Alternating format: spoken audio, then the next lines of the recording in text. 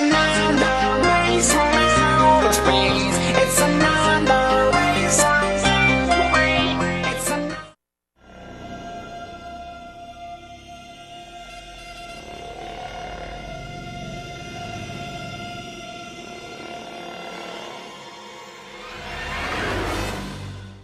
Hello, everyone. Welcome back to Eternal Midnight. I'm here with Chad. What's going on, man? Yo, what's up? And Dylan's back. How are you, dude? Hi, I'm good. Thanks for having me. All right. So we're kicking off June with the first two Alien movies, Alien and Aliens. So, what do you think of Alien, Chad and Dylan? What do you think of Alien? Dylan, you're the guest. Lead us off. All right, thanks. Well, I think Alien is a near perfect horror movie. I rewatch it regularly. It always holds up, and I think its influence in sci-fi and horror are still felt to this day. We still get movies that feel like imitations of Alien. Like the most recent one I can think of was Underwater with Kristen Stewart. So yeah, definitely one of the most important sci-fi and horror movies of all time, I think. True. Because I think I remember watching Alien for the first time because Chad recommended it to me, and I was like, okay, yeah, I'll watch it because I've seen Alien Covenant, and it felt very different from Alien Covenant. Like, it was very low budget, like not really low budget, but it was like it was, you could see that they were really, About really 8 million, I like think. they were really working on like a smaller funding type because the alien, there's like only one alien, and then it was basically they're trapped in a ship, and then they're all trying to find their way out. The concept of the face hugger in my opinion was amazing. Like, holy shit! So, like, it impregnates you via the mouth, and then it's like, and the alien pops out. I thought that was I genuinely think that, like, while there's movies that can actually like for people who are terrified of ghosts, like ghost movies obviously are going to like scare the shit out of them, keep them up at night. Imagine a creature like the face hugger actually existing. That is got to be one of the most terrifying things ever. Imagine something like that latching onto your face and laying an egg in you, and the only way it's coming out is to rip you open. How is that not one of the scariest things imaginable? It's space rape, pretty much. Mm-hmm. And it's like the very first time I saw it, it's like the very first time I saw the face hugger was in Covenant, and then but like I knew what was gonna happen because I've heard of the face hugger, but like the way it was done in Alien was very different because the guy was like convulsing and he was like shaking. Oh yeah, the great. You want to know something cool about that scene that I heard? Hurt was the only one who knew of the crew what was going to happen, so most of their reactions were 100% legitimate when the alien itself burst out of his chest. Oh, really? Interesting.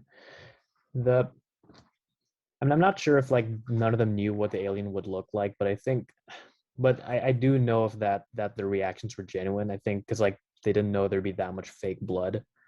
Yup. Up at them. But yeah, John Hurt really sold how much that scene hurt. Pretty much. Have you seen the movie Spaceballs by any chance? Because John Hurt plays the same character there. Oh no, not again. Yes, that's what happens. Santino, you haven't seen Spaceballs? No, I'm sorry. Is that? Oh, performance. Oh, dude, it is an amazing parody of like it's a parody of Star Wars, but it's a great parody film, dude. It's hilarious all the way through, and it's got references to a lot of other sci-fi movies. I heard like the funniest part of that movie is where they buy the film that they're in right now. Yes. It's like, what part of the movie is this? Like right now, yeah, like now, yes, now. So I saw a part like, oh, and I'm gonna watch it probably like in a couple of weeks. You should, dude. You will have an absolute blast with it because I know like another podcast I listened to that did the Alien retrospective, like we are. One of the guys straight up said that he watched Spaceballs long before Alien because when he was a kid, and when it happened, and the guy was like, "Not again." He was like, "I asked my dad what that was, and his dad was like, "Oh, it's from this movie called Alien. We'll watch it sometime." Nice. All right. So basically, like, we are of course introduced to the main character, which is Ridley Scott. Oh, sorry, Ridley Scott. Sigourney. Ellen Ripley. Yeah. You know Sorry. what's funny? Who did you guys? Let's just say we could completely wipe our minds of the memory of this film. Let's say we're about to sit down and watch it for the very first time, knowing nothing of the franchise itself. Mm-hmm. It didn't even feel like Ripley was the main character until after Yeah. Dallas got killed. Right. Yeah. Tom Skerritt's kind of like our false protagonist for the first half, I'd say. Mm-hmm. And Because it's even like you towards- couldn't really pick. I mean, it was obvious Brett was not the main character. Yeah. Parker felt like he might have been. Ash, Possibly. maybe, but John Hurt, Kane, Dallas, and Ripley all kind of felt like, okay, which of these three are kind of the main character? And then once Kane got killed, it was, okay, I guess Dallas is the main character. And then when he got He killed, gets it was killed. like, He gets hugged to death. it's like, that scene was, that jump scare always gets me when he moves the flashlight and bam, there it is. Yeah, that always, like, that was my favorite scene in the movie, where like he's crawling in the vents, like it's right above you, it's behind you. Yeah. I think it's the suspense that really makes the scene, because the actual effect of the alien like reaching its arms out does look pretty. It looks like it's trying to hug him. It does look pretty lame. But the suspense and the acting, I think really ramped that scene up. Oh, definitely. Mm-hmm. And what do you guys think of Sigourney Weaver's Ellen Ripley? Solid, course very it's solid. The performances in general felt very natural, I think, especially in the beginning. You really get a sense that this is just like another boring workday from them. And the direction helps too. There's a lot of like, and I noticed in my most recent rewatch, a lot of conversations are like kind of inane, or they tend to interrupt each other a lot. So that helped. And apparently Sigourney Weaver, apparently Meryl Streep was the first pick to play Ripley. Ooh. You know about that? One of her. Gross. I only think Sigourney Weaver can play Ellen Ripley as well. Yes, because she's like 6 feet tall, and Meryl Streep, great actress for sure, but I don't know if she can have that commanding presence. No. And apparently, the only reason she dropped out is that her then husband, John Cazale, the guy who played Fredo in The Godfather, like he died before Alien started filming, so she was like busy mourning, and that's how Sigourney got the role. Oh shit. Yeah. Shit.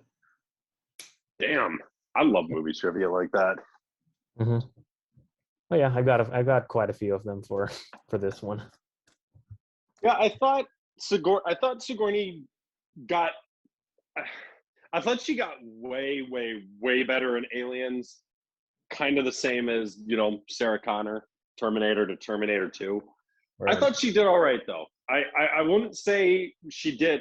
I'd say her acting definitely was better in the second half of the movie. The first half, she just kind of felt like she just felt a little flat in the first half. I'd say nothing wrong, but nothing that gave me the indication she was going to be the main character. But like once Dallas was killed and it was obvious she was in charge, that's when it felt like Ridley Scott was like, "All right, let's get those acting chops going. You're the leading lady right now. Go. The rest of the movie's on you." Yeah, I feel like it would have honestly worked. It honestly wouldn't have worked any other way if Ellen Ripley was a side character. The reason why I think Alien is such a great, compelling like first movie is the fact that Ellen Ripley really was like one of the compelling characters, and the way she pushed that alien out of the ship with the forklift. If I remember correctly, it's a forklift, right? Nope. We're talking about the second movie now, or Oh, right, the second movie. Fuck, sorry. And in the first movie, she just bursted off the airlock. Right, airlock. Yeah. Sorry, airlock. My bad. I mean, but that was a great scene because it was like, again, going back to 79. I mean, again, a movie buff, like a major movie buff from the old days could probably correct me on this. How many movies had like false endings like that? Where it's like, Mhm. you think out of this entire gigantic ship, this alien happened to hide on the little shuttlecraft, Mhm. because it's like you probably thought it was gone, because it's like she's sitting there, it's peaceful, she's getting ready to go into hypersleep, and then Yeah. bam, its arm flies out, and it's like, oh shit, the movie's not done yet. We still got a few minutes to go. Mhm. Do you guys know about the original ending of the movie? No. Mm-mm. Script ending? Because I might not have all the details right, but from what I heard, originally the alien was supposed to kill Ripley while she was on the escape pod. Oh, It was supposed to kill her and then somehow mimic her voice. And so the final voice transmission at the end, that was apparently supposed to be the alien mimicking Ripley. Also, like that the would have how the Glad they made this. changed that though. It's like, That I seems like a am, David Fincher thing. I don't know. I mean, it might have been some. They kind of did it with Predator a little bit, where it did the mimicking of the voices, and this obviously came His first. laugh. Yeah. I mean, maybe. Obviously, we'll never know because we only know the movies we've gotten, and they're so ingrained in us in society. But it's like, oh, who knows what that could have led to? You know what I mean? right. Yeah. I'm glad we got what we got, but I almost, whenever I hear stuff like that, I always want to like see a parallel, part of the multiverse. Like, all right, let's say they went with that. What would they have came up with next? What would we have gotten after that? I have no Maybe idea. smart aliens, I guess. Maybe. I don't know. Smarter. All right.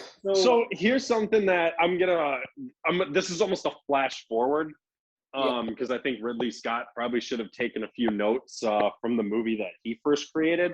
So making Ash an android, I thought that was inventive, I guess I'll go with. Mm-hmm. But it's almost like, Ridley, did you forget that the androids years earlier in Prometheus and Covenant don't go into hypersleep? Why did Ash go into hypersleep? To make him more human, maybe. I have no idea why. This is just more me looking at Ridley Scott and being like, dude, almost like George Lucas with the prequels. Dude, Yeah. did you forget what you made?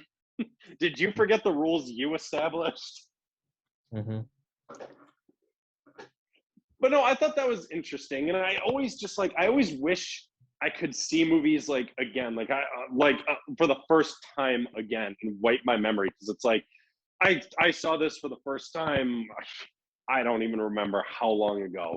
So it's like I can't really remember my initial thoughts on it. You know what I mean? Yeah. It's very out of nowhere. But I guess if you rewatch the movie, you'll see that he doesn't quite feel right from the beginning. Like you notice like him like doing that weird jog in place near the beginning of the movie. Yup. Yeah. Or always protecting the alien like that. It bursts out, they're about to kill it. No, don't kill leave it. it. Yeah. It's like, what do you mean, don't kill it? It just ripped its way out of a man's chest. Murder it. You can study it later. I find that whole fight scene with him pretty funny when he tries choking Ripley with a porn mag. Tries shoving a porn magazine down her throat. And then Parker tries to help him and he grabs Parker's like chest like that. It's pretty funny, Yeah, the choreography. it was very awkward. It was a very awkward, stilted fight in that very confined little area. And then there's Parker's like obviously 80-yard Ash is a goddamn robot, like to explain to the audience what it is in case they didn't get it. I In case we didn't realize that the man's head, who was hanging off his body as white cummy shit flying out of him. Yeah, the first time I watched it, I had a feeling Ash was a robot before it happened, but like because he was always like a weird dude, and then he was also played by In home, rest Bilbo in peace. from Bilbo Baggins. Bilbo. yeah, old Bilbo from Ian Holm. There you I- go. There's the actor's name. It just came out of my head. There you go. But like, so he was always sketchy, but like when it actually happened, I was like, oh yeah, that makes sense now. It makes way more Yeah, sense. well, I already knew that there were robots, there were androids in the Alien universe, so it didn't really surprise me then. Mhm. You know, you just brought up the ADR. There was one piece of audio that always makes me laugh when I watch this movie because the audio is clearly like broken and they couldn't get it and they've never fully repaired it. That scene earlier in the movie when the shuttlecraft lands on the planet and Ripley is down talking to Parker and Brett, and the audio doesn't cut out, but like the sound of the steam overlaps their audio to the point where you can barely hear what they're Oh, right, saying. right. I know what you mean. Yeah, That scene, and it was like I when they talk owned about this movie. bonuses, right? I owned this movie on DVD for years, and I always watched it. And then I finally got the Blu-ray set. I was like, all right, maybe that scene will be cleaned up, and I'll be able to understand what they're Yeah. saying without subtitles. Nope. Most recent rewatch, watched it on Blu-ray. It still happened, and I'm like, why couldn't they fix that? What the hell was wrong in the editing bay? It might have been intentional. I don't know because they were blowing steam at her at that scene, right? Yeah, it's I don't know why, but it always stuck with me for some reason. I guess it's a good thing you didn't watch Tenet because the movie's pretty much that, but for like 2.5 hours. Oh God, even more of a reason not to watch it. Anyways, So, Dylan, you got any more trivia for us? oh yeah, I got quite a few. For example, the exterior model, like the ship set, Ridley Scott felt wasn't big enough, and like in the wide exterior shots when they land. So the shots of like, I think it was Tom Skerritt and Veronica Cartwright's characters like walking outside the ship. Those were just his two kids' sons in spacesuits. Like they're just little kids then, but he had them like standing as body doubles for the adult Jeez. actors just to make the set look bigger. Wow. Well, Yeah. nowadays they would just CGI it. Yeah, that's the great thing about 70s movies. They had to find all these creative ways around their limitations. Mm-hmm. That sounds cool.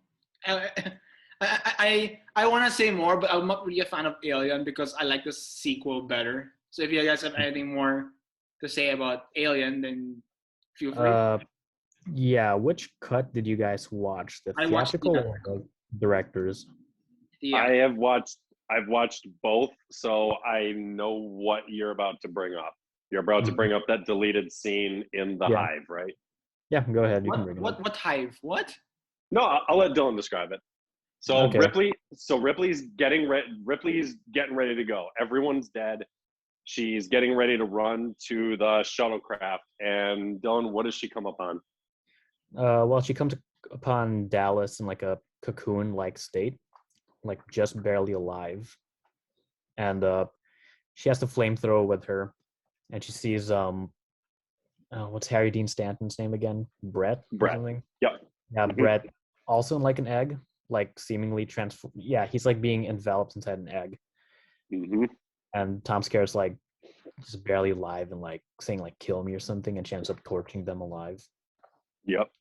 So This is before the mythology, or the lore, I should say, not the mythology. This is before the lore of setting up the Queen and aliens happened. Okay, Mhm. so what happens? She torches him. She just lights him on fire and runs away to the shuttlecraft, and the movie continues as it was.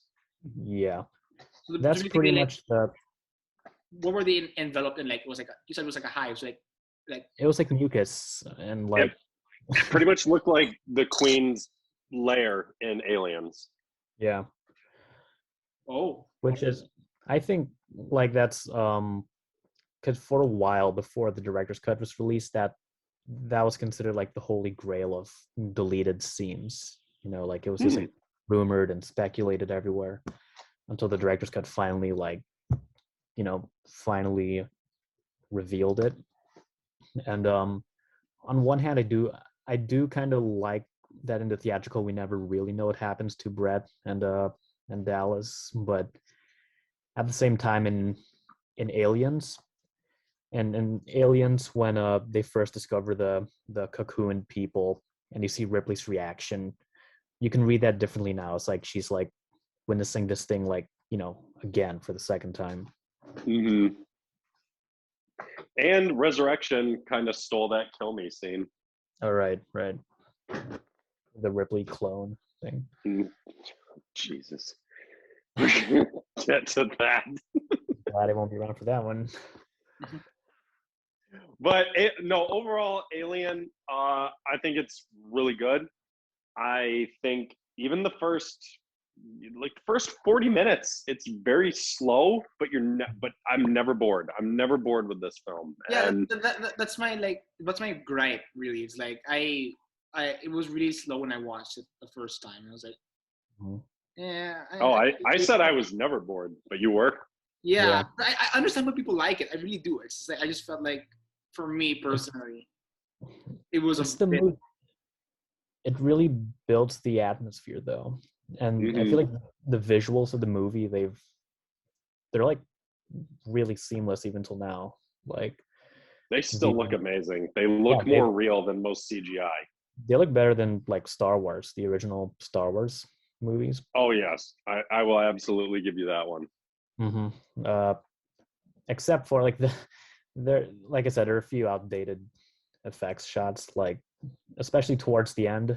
You can kind of tell it's a guy in a rubber suit, and when the alien's just dangling off of the rope, it looks like a toy, being dangled. Fishing. I know I'm roasting this movie a lot, but I do love it, I swear. I do too. It's a classic for a reason. Yeah, and by far my favorite Alien movie. Very nice. Nice. Oh wait, okay, so that answers the question, I guess. So I'm gonna ask, before we move on, I'm gonna ask the age-old question. Are you more of an Alien fan or an Aliens fan? Well, I kind of just answered that. Yeah, Yeah, more exactly. Alien. It's Alien. Although I do understand the Aliens fans though. Mm-hmm. How about you, Chet? Are you an Alien fan or are you an Aliens fan? Oh, come on. Were you there for our top favorite movies of all time episode? I know, I was there. I'm just making sure. No, I am. It's hard because it's like, Aliens means so much to me. The film is absolutely incredible. It's near perfect. I love everything about it. I love watching it. But on my most recent rewatch of Alien, it's like the horror part of me really was just like, oh, I love watching this film. It's so damn good. It still holds up. But it's like Aliens to me is almost on the same. Aliens is iconic in my opinion. I'm sorry. I prefer Aliens greatly, way more than Alien. And I know that's just me, but like, I'm being really honest here.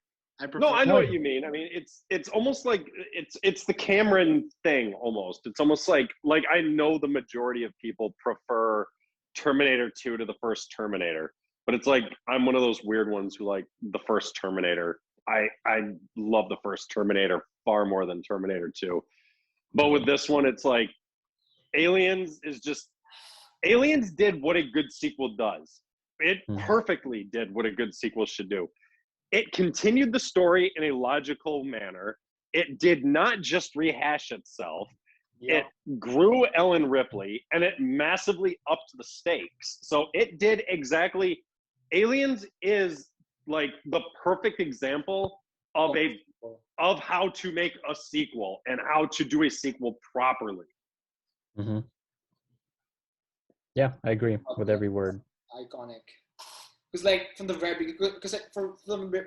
beginning, it's a different tone. It's like, Ripley's been in stasis for a long time, and then we see her come out, and then it's like it's been quite a long time, and they say, "Oh." Now, Santino, hold up! I got a question. Yeah. Because I'm going to ask the exact same question Dylan asked you.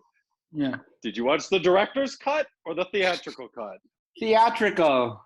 Oh no! Oh, no. Why? What's the difference? Oh, you missed That's a big loss, dude. Oh, he missed the scenes on the planet. He missed the scene about Ripley's daughter. There was a scene on the planet. Like what the? Okay, wait. Okay, so I have not. Dylan, help me with this one. I have only watched the theatrical cut once, and it was a long time ago. Okay. What got left out from LB that was in the theatrical cut? I mean, that was in the director's cut. Was it more of? It was more of Newt and her family finding the derelict ship, right? Yeah, they find the donut ship, and her parents wander in without helmets again, and the dad comes back with a face hugger on him. And that explains how the aliens were able to infest the colony. Yeah, how they first infested it. So Santino, you didn't see that scene? Nope. Sorry. Oh, that's okay. A shame. So let's see. Another one was I wouldn't even consider that scene the biggest loss. I think the biggest loss from the theatrical is the daughter scene. Yes. So Santino, remember the mother-daughter relationship Newt and Ripley formed? Yeah, of course. I remember.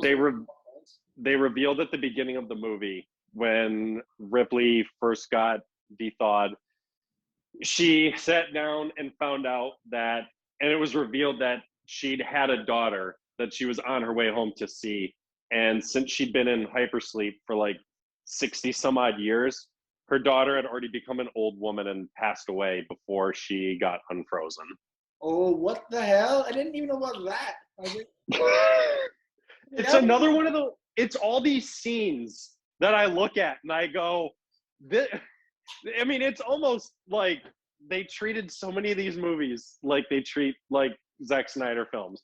Why do they cut these extremely meaningful scenes out of these James Cameron movies? They did it with Terminator 2 and they did it with Aliens, and I don't understand why. They did it also with Terminator. This is the director's cut of Terminator 2? Oh, yeah. The dream sequence with Kyle Reese. I didn't even know about that.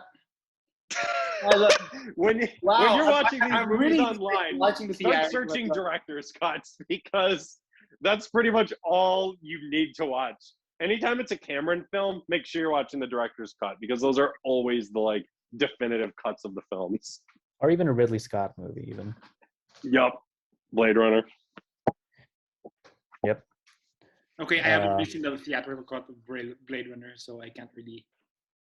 Man, I need to watch all these director's cuts of these movies I've already seen. It's almost it really is like Lord of the Rings. Once you watch the extended cut, you can't watch. I have seen the extended cut, and I'll never go back to the theater. You can't, because then all that goes through your head is, why is this scene missing?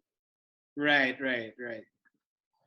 So, but back to Aliens. So Santino, just gush for a minute. What do you got? You said you absolutely I fucking love Aliens. Film. Aliens is like one of my like favorite action movies I've ever seen in my life. I watched it last year, and I remember just like loving every minute of it. Like when they said, when Ripley asks, "Are you telling me there's people who colonize that planet? We're fucked. So we have to go back and rescue every single one that you guys put there." So like, oh, sweet, it's a rescue mission, and like when they go there and they're all dead. They're all dead, and I love that scene. That scene where they go into like the hive and then they start moving. The aliens start moving. I was like, oh, that's perfect. That's like great reveal. And then and when they start shooting and like they're all start getting picked off, because like these are apex predators, and so xenomorphs are so hard to kill. So it's like it's one of those like, holy shit, like I love it. I love everything about it, and I love the fact that it is horror mixed with action. Like there are definitely horror scenes, but probably my favorite part of that scene you just said, when the aliens start coming out of the walls and just everything goes to hell. Just like my iconic scene from that is just Drake and Vasquez, who both hid their fucking magazines from getting them turned in. They just start blasting everywhere. Because I just loved those guns that those two had that were so big and powerful that they had to like strap them to their waists. Right. Mm-hmm. That was awesome. So good. And so good. And I feel like honestly, like when we look at Aliens more, it's like Remember, this is a movie where like they compare. I don't want to like diss the movies now. I love the movies now, but this is a time where like CGI wasn't really that prominent, so you still had a lot of like practical effects. And we spoke about this before, Chad. Practical effects are awesome, and even the And alien queen, I'm sure that was practical. The It was. alien, that's so revealed, like the alien queen Hey. pooping out the eggs, and then like you. Just wait till you see the CGI queen in Alien vs Predator. Oh, You'll no. look at this. Dylan knows. Yeah, they definitely had a visual upgrade from the first movie because they had Stan Winston involved. You guys know Stan Mhm. Winston? The Not really. famous. He's amazing. Yeah, a lot of the best animatronic effects from Jurassic Park to Terminator 2. Pumpkinhead, all from this guy. Hmm. It's a definite upgrade from the first, because the first movie, the alien was like you can kind of tell it's a guy in a rubber suit at parts. That scene when it was standing up right in front of Lambert. I mean, that just screamed man in a Right. rubber suit. Yes. I mean, I still love that, but in Aliens, yeah, the animatronic effects are definitely more seamless for sure. And it felt like the scenes with the xenomorphs themselves, maybe it was the choreography of the actors in the suits, but they definitely felt more animalistic, if that makes sense. Yeah, like we see them going on all fours this time. Yeah, like when that scene when they're looking up in the ceiling and they're all like crawling towards them, it's like that looked far better than, like we said, the man in the suit. But Yeah. I think another thing that I really thought was interesting that I'm of two minds about, because I like both of them. In the Mhm. first one, the xenomorph's head is like that very smooth look to it. And in Yeah. this one, they go with the ridges on the head. Yep. And I read something in like xenomorph lore or something where it's like a single xenomorph will have the smooth head, and when a colony is formed, they have the ridges or something. I don't remember. I could be wrong. I'm probably wrong. Well, the alien's design was always meant to be very phallic looking because Mm-hmm. it's from the Swiss artist H.R. H.R. Geiger. Giger. Yeah, Yep. H.R. Geiger. And yeah, if you look at his work, like even besides Alien, all very, very phallic and sexual. So Mm-hmm. I don't know. I kind of like the sleek design of the first Alien. I mean, and honestly, also like, one of my favorite scenes is when those face hugger jars break and they start chasing. That was such a tense. When I was a kid, So that scene scared me just as much as the Velociraptors and the kids in Jurassic Park.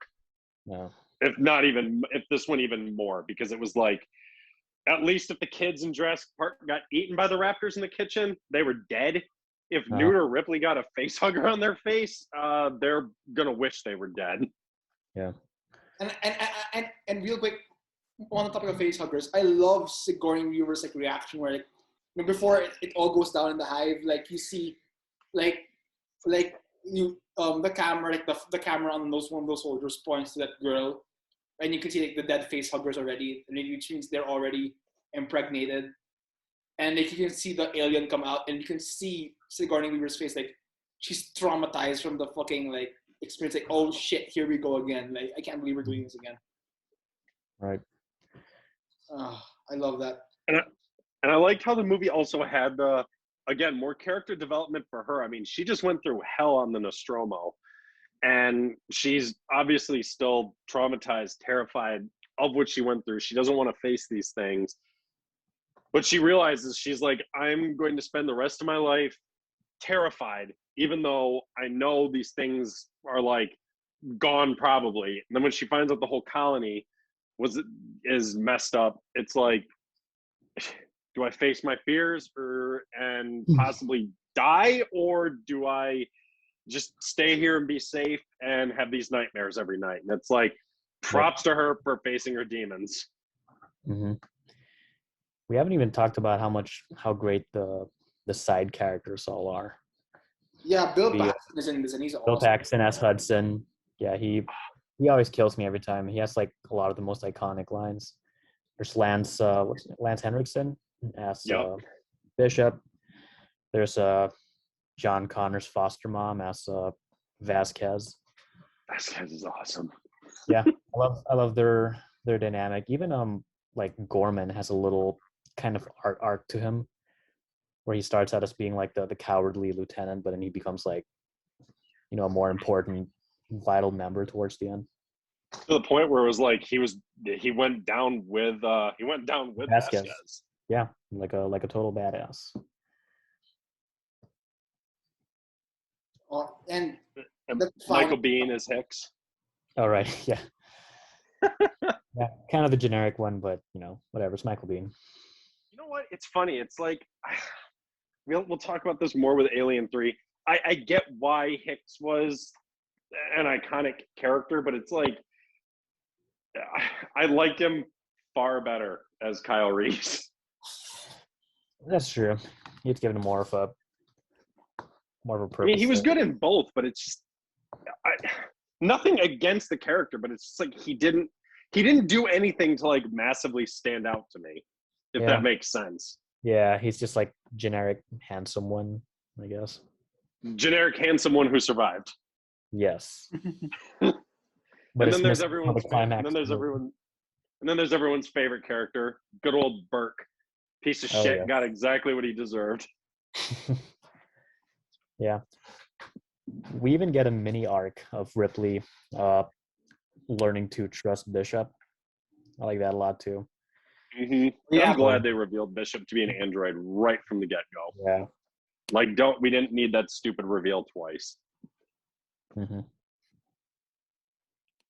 And yeah, just like that, the race against time, because the reactor's about to go off and it's going to be like like the biggest nuclear explosion ever.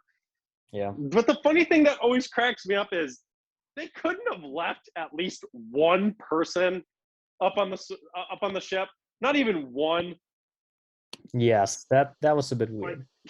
Like that's literally like the definition of like an ocean liner, like the size of the Titanic.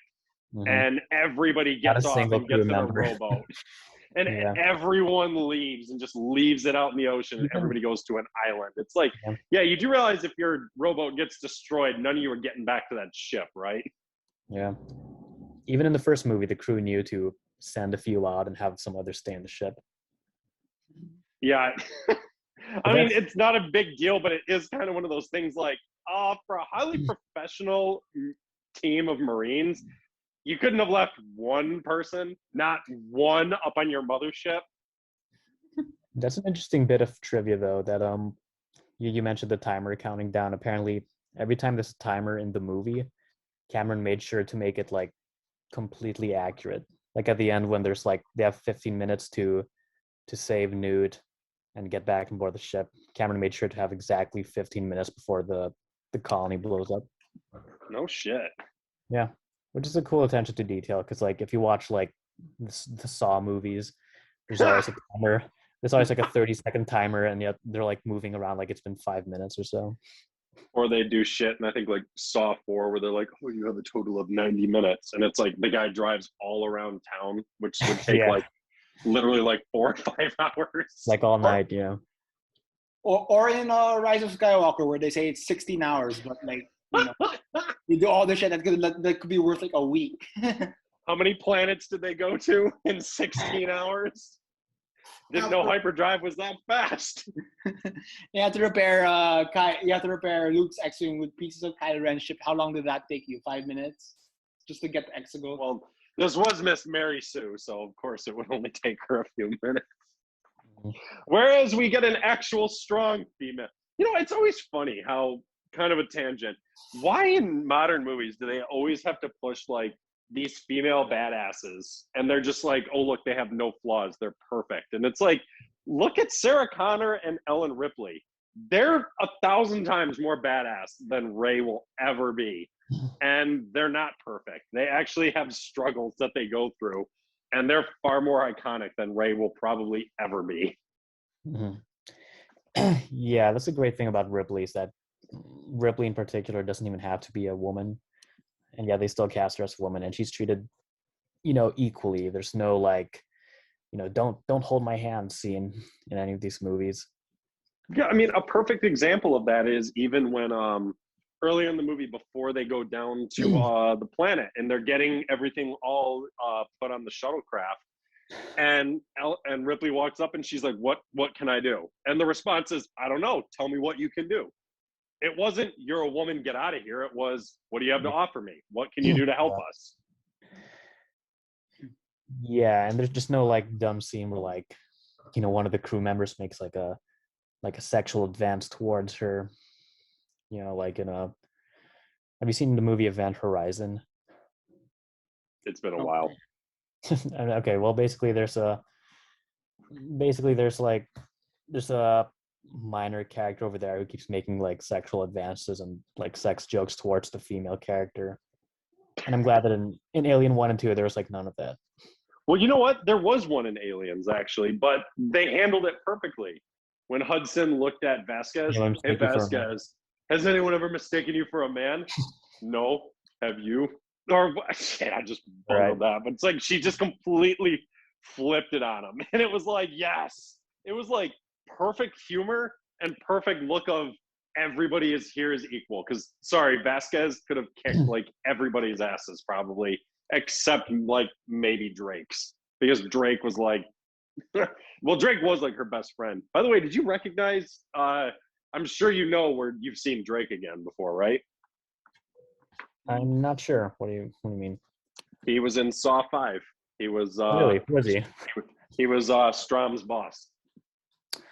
Okay, yeah, the guy with the earpiece on him all the time. Yep. I get. Even though he looked way smaller, because I always remember Drake looks extremely tall, but maybe it's because Vasquez is just really short.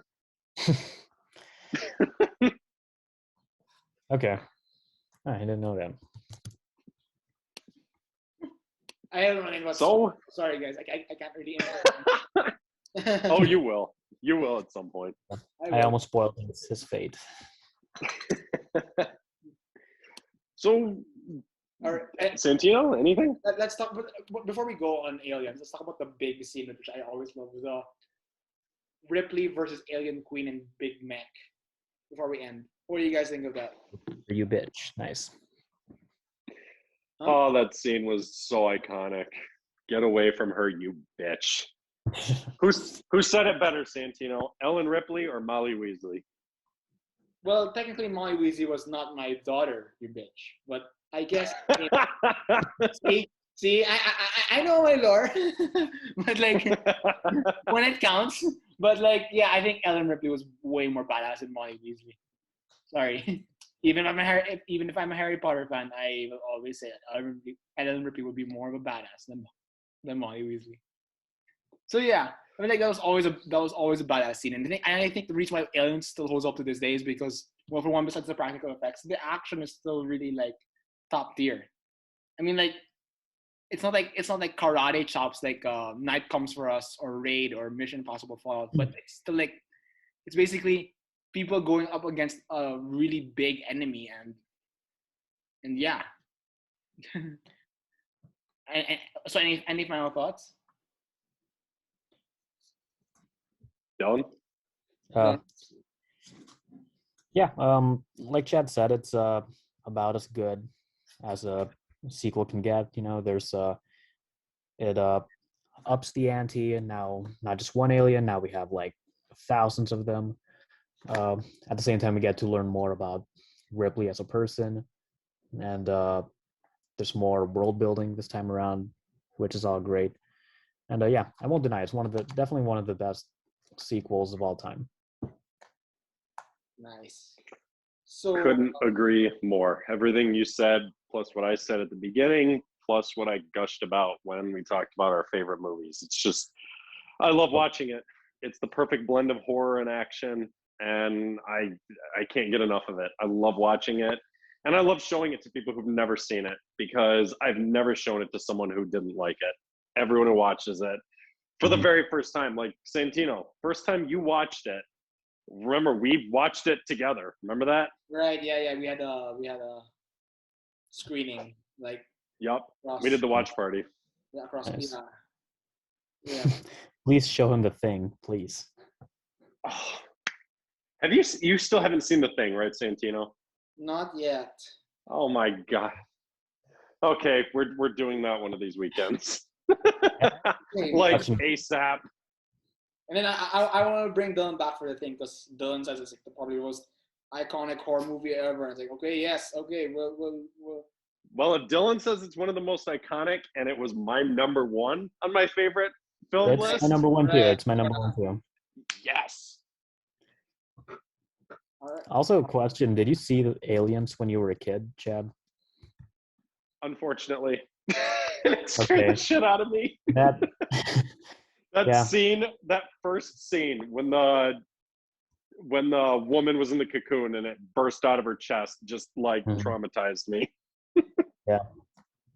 man, those were the times, man, when like movies like RoboCop or Terminator could be marketed towards kids.